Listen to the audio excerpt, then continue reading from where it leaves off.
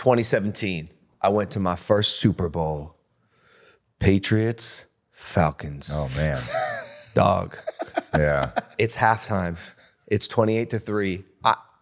Tom, I stopped paying attention. Yeah. I was like, this is so boring. These Pats are just getting slapped. Yeah. All of a sudden, third quarter, you guys are scoring some points. Fourth quarter, you come back and you win the game. Yeah. You win the game in what was like the greatest comeback?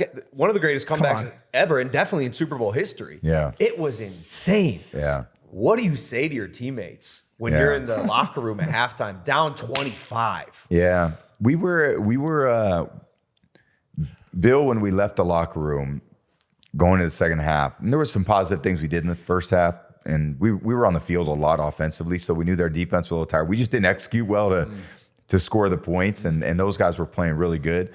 But he said, guys, it was 21-3 at half, and he said 21 points isn't going to be enough to beat us.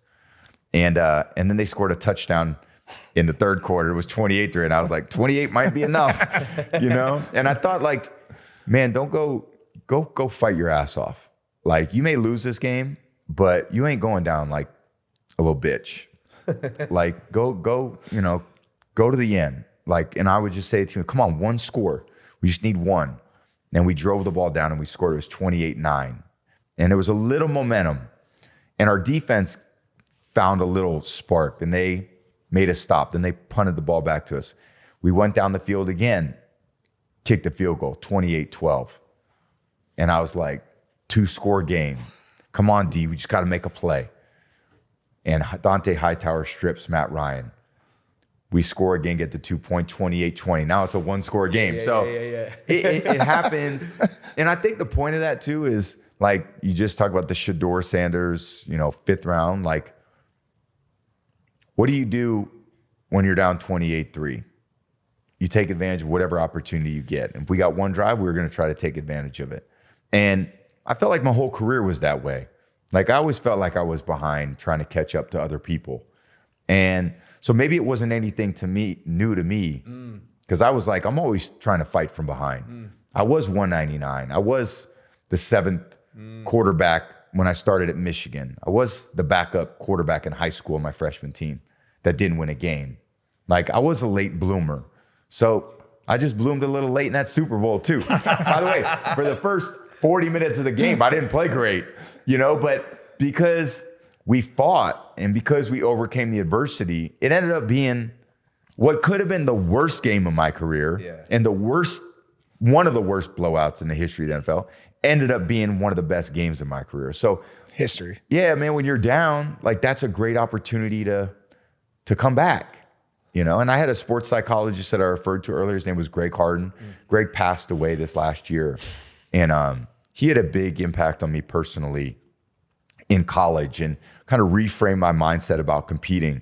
And he just said, like, you're down already.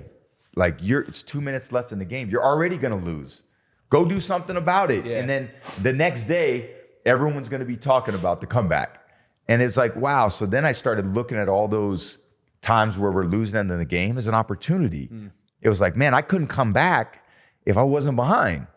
So go get it done. Work hard to get it done. And then it's like, oh, we don't have to be ahead with 10 points with 2 minutes left to win the game. We could still be behind and come back and win. And that's the attitude. And it's the storyline. Like a blowout's cool, but nothing is cooler than seeing somebody come back from Exactly. something. How many game-winning shots did MJ make, or Kobe, or like Steph Curry? When you watch those, you're like, that's what you want to see, man. That's sports. That gets you up out of your chair. Would you say that game was one of the was that the defining moment of your career? From a game standpoint, yeah. That was how good did that feel? Yeah, that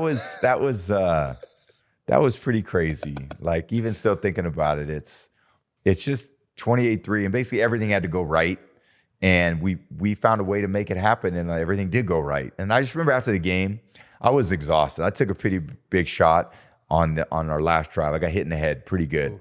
And I was on autopilot from the last drive in the